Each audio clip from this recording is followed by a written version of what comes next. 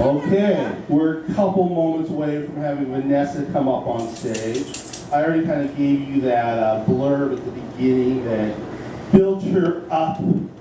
She's a happening woman up in that Toronto scene. She's currently on a tour that's going to take her down into the California area. She's going to hit about 13 things on this stop.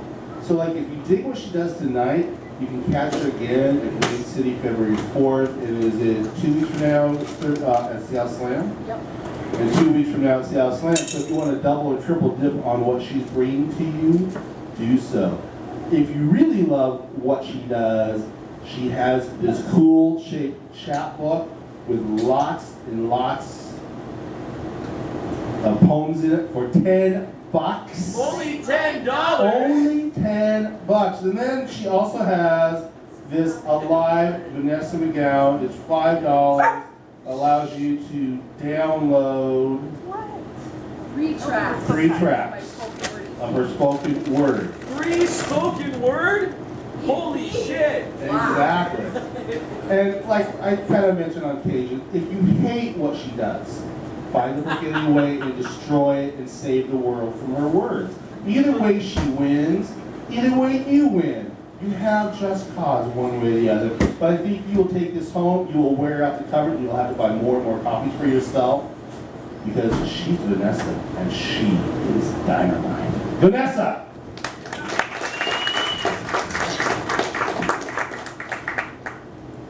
Hi everybody. This is a really small room, so I think that I don't even need this mic.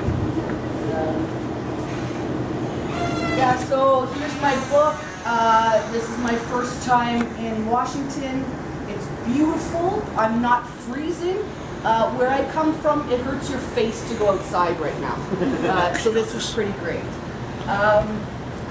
So yeah. It's recording right now.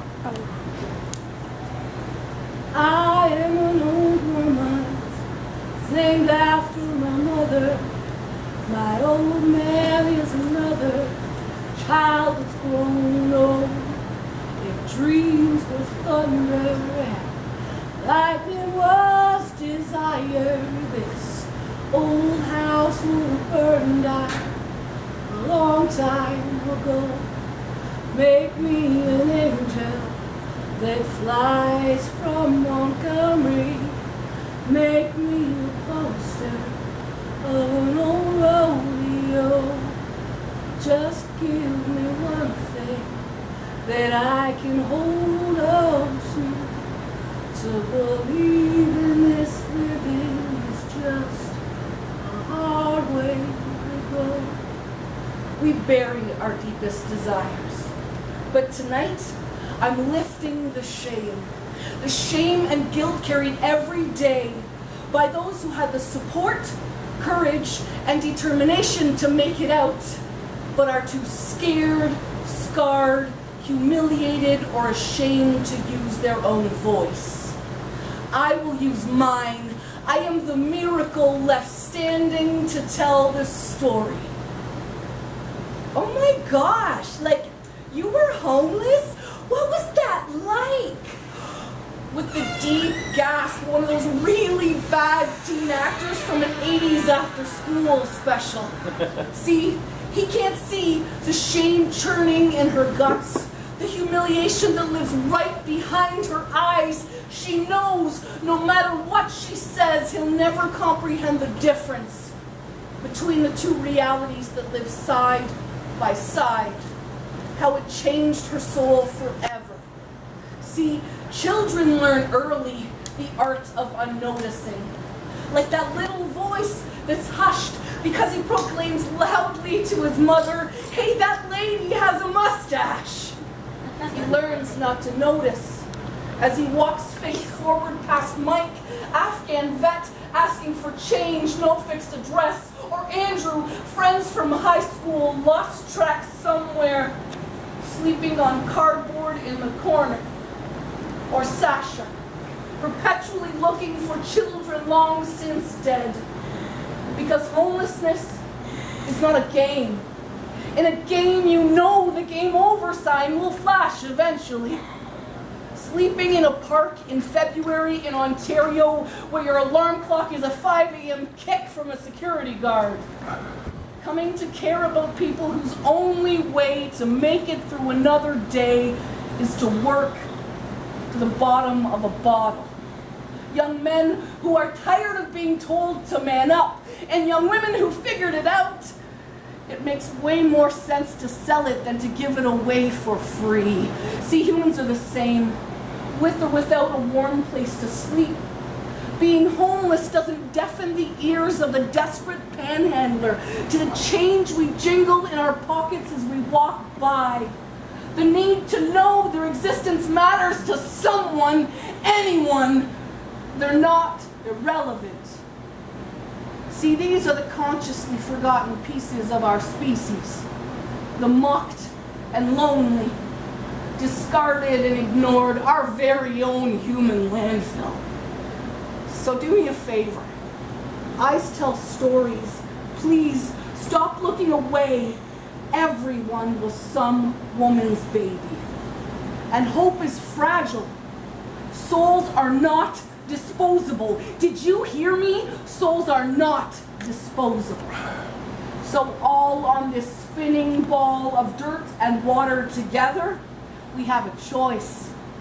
Unlearn the apathy and arbitrary divisions that are drilled into our heads. Notice the cracks, the shit that's so painful or daunting we turn away in reflex. And remember, our deepest human desire is just to matter. Yeah! Woo! Bring it! Yeah! As I said, I'm Canadian. Not a lot of us come down here. Don't really know why, because as I said, this weather is kicking. And your booze is super cheap.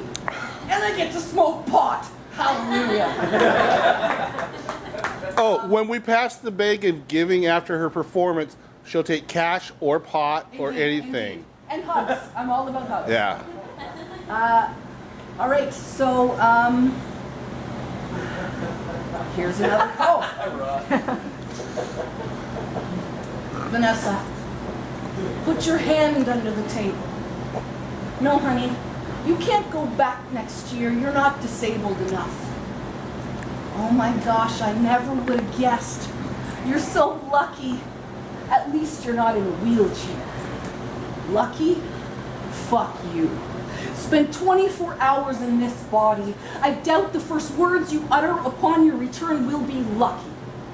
Ask your brain to be constantly aware of how you sit, stand, walk. Consciously restrict the involuntary movement of one side of your body at all times. Except this brain will never allow you to ride a bicycle, strum a guitar, or play a piano, although you still dream about feeling the wind in your hair as you ride and were born with a passion for music. This body won't allow you to birth a child. You ache at the thought of holding your own to your breast.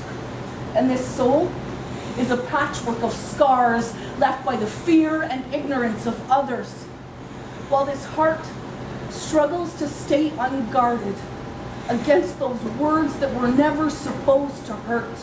Because in this world, I'm either able-bodied or disabled. No box for me to tick with only room for extremes. I'm stuck in the in-between, privately expected to accept this barren land of other, but publicly, pick a side, baby.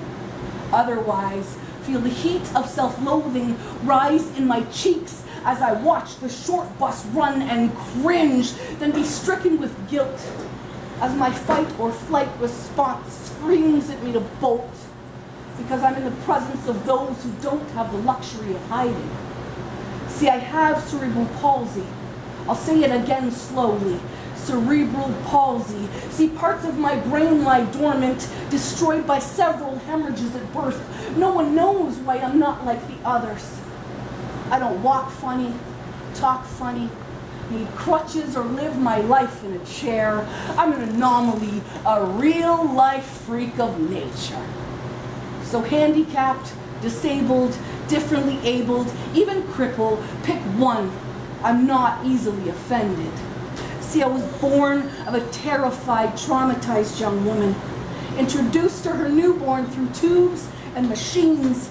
Unable to touch, she admired me through the glass of an incubator, told not to expect much. How she must have emptied her tear ducts in hope that this would not end with her lowering her daughter in the ground in a box. It didn't. What now? You must have done something wrong. Vanessa will never be like other children, ringing in her ears like church bells. She taught me to hide my hand under the table because she loved me. So lucky? Hell no. Miraculous, determined, and resilient? Hell yes. So try it. Call me a retard again, motherfucker. Yeah. Woo!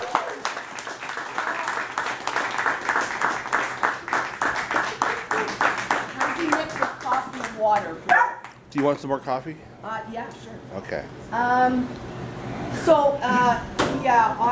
As Dwayne said, I'm on my first West Coast tour.